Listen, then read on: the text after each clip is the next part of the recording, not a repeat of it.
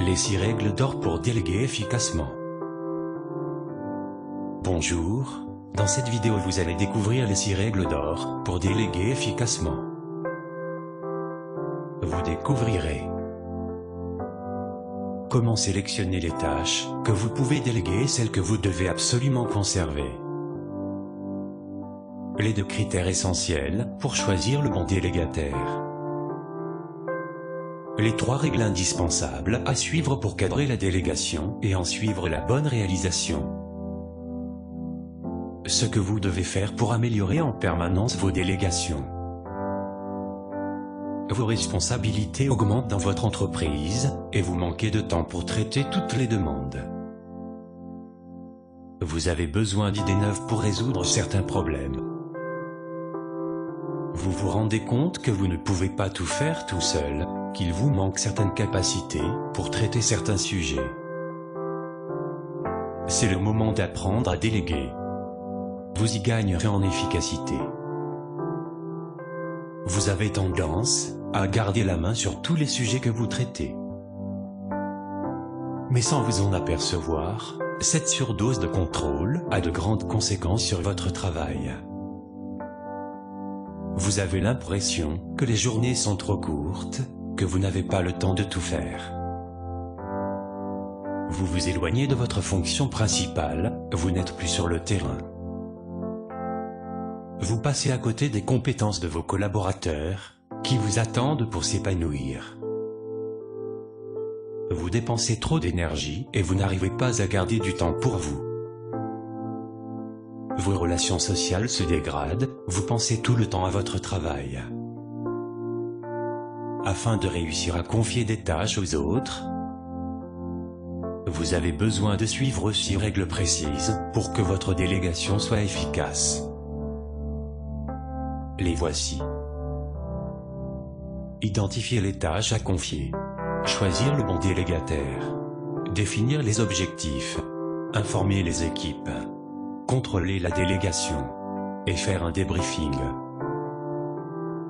En utilisant ces 6 règles, vous obtiendrez rapidement des résultats notables.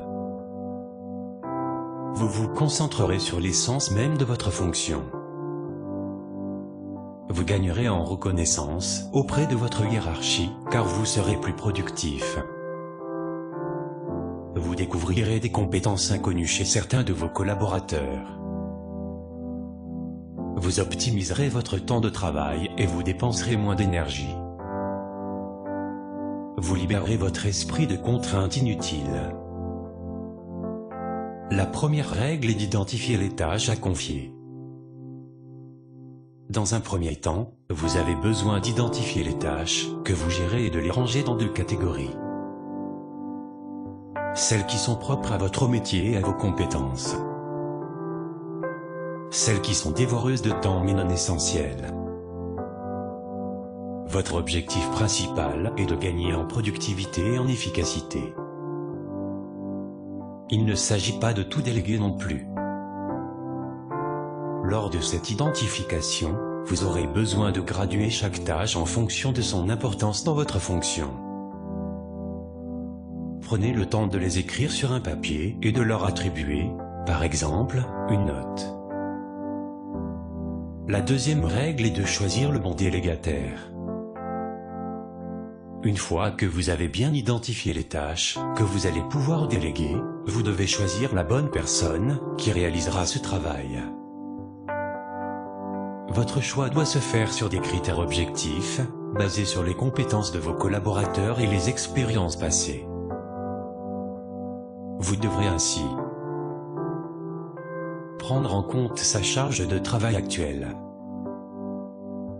Ne le mettez pas dans la même situation que vous, sinon votre délégation n'aura servi à rien. Confiez une tâche adaptée à sa fonction. Si vous lui donnez un travail trop compliqué par rapport à ses compétences, vous créerez une situation de stress et une gêne importante. Augmentez progressivement la difficulté. Commencez d'abord par tester sa fiabilité avant de lui donner des travaux importants, vous diminuerez les risques d'échec.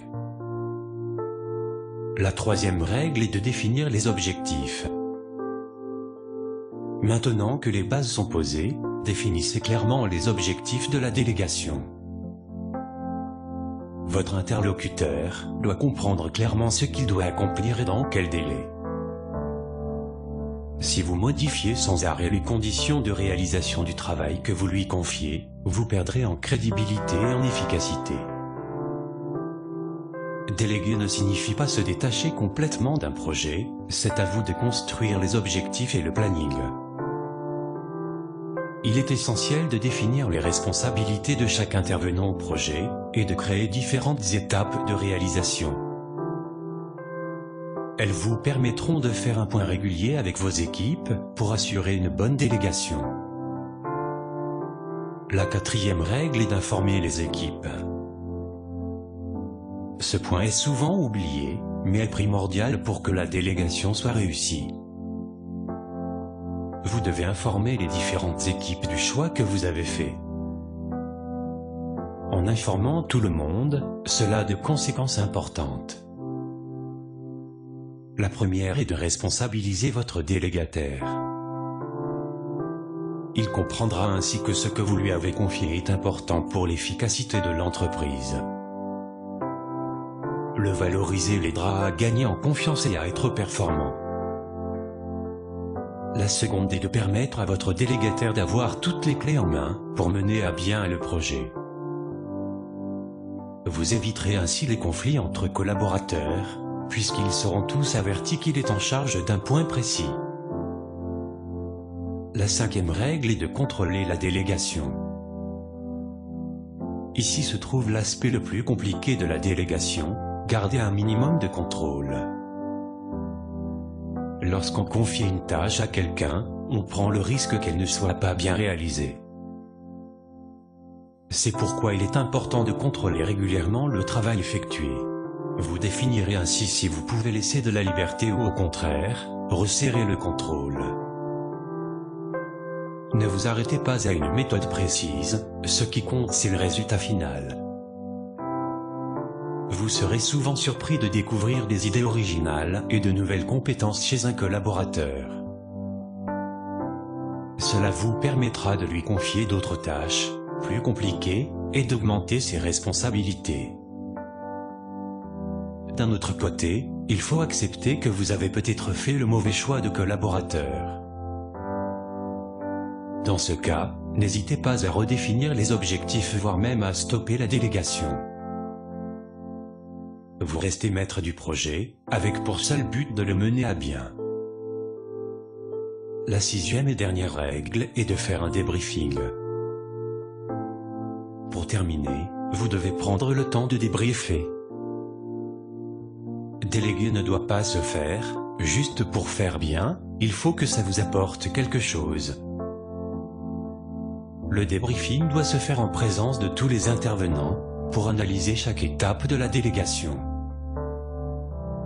Vous devez identifier ce qui a bien fonctionné, et ce que vous avez besoin d'améliorer. Vous aurez ainsi toutes les clés en main pour construire la prochaine tâche à déléguer. Si vous suivez ces 6 règles d'or, vous arriverez à déléguer efficacement. Vous retrouverez ces 6 règles d'or dans mon guide à télécharger. Pour cela il vous suffit d'indiquer votre prénom et votre adresse email dans le formulaire ci-dessous, et vous le recevrez dans quelques minutes dans votre boîte email. Ne gardez que l'essentiel. Déléguez le reste.